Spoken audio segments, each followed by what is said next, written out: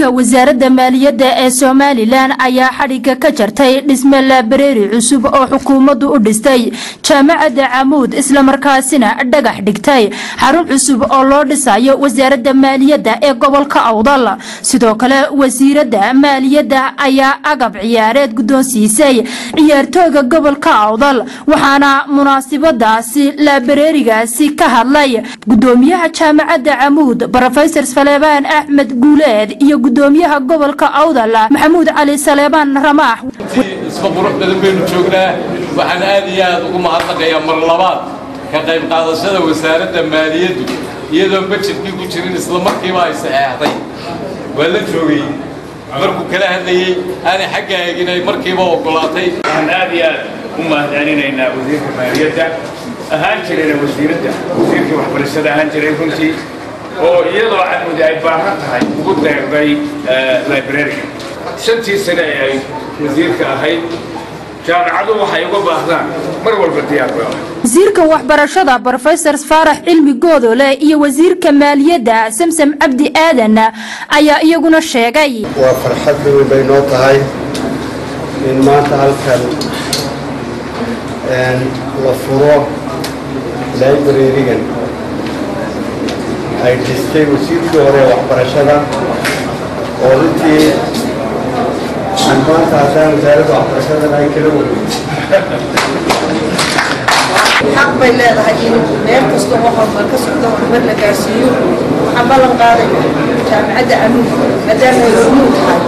إن الله نقول وحي إتابع لا ودحولون ونقولها إن ماشي وحقصنا يسار هاي وحول dhanka kale dhismaha maaliyadda ayaa waxa ka hadlay wasiirka xanaanada xoolaha Soomaaliland Cumar Yare wuxuuna sheegay inay hadda heshay wasaaradda maaliyadda ee gobolka Awdal dhisme ay gaar u leedahay isla markaasina ay ka hawlgali doonto wuxuuna arintaasi ku amaanay wasiiradda maaliyadda ee Soomaaliland Marwo Samsam Cabdi Aadan wixii ay wasaaraddu ahayd waxbarashada ahayd hawl weyn ba ka soo qaadatay wasiirka maaliyadda maantana waxay hormood ka tahay inay dhagax u dhigto xaruntii wasaaradda maaliyadda ee gobolka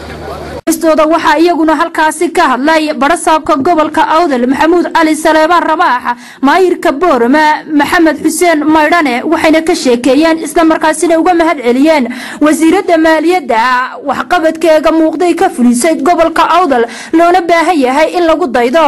marka maanta halkan oo dhagax dhignay wasaaradda maaliyadda aan qurux badan oo ka dhisanayna insha Allah ka maaliyadda laba dabaqa oo wanaagsan ay insha Allah nooga dhisi doona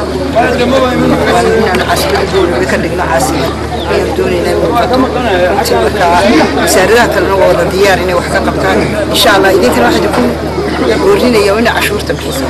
ay cashuurta la bixiyo ayaan wax ku dhisaynaa waxaana iyaguna halkaasi ka qayb qaadanayay soo dhaweynta wafdiga wasiirada ururka qaranka ee Now waxayna halkaasi ku soo bandhigeen dhalinyarta ay u tababareen ciyaaraha dhaqanka ciyaaraha sayliciga kala duwan oo lagu soo dhaweynayay Marwo Samsam Cabdi Aadan wasiirka maaliyadda ee Soomaaliland isku soo wada duubo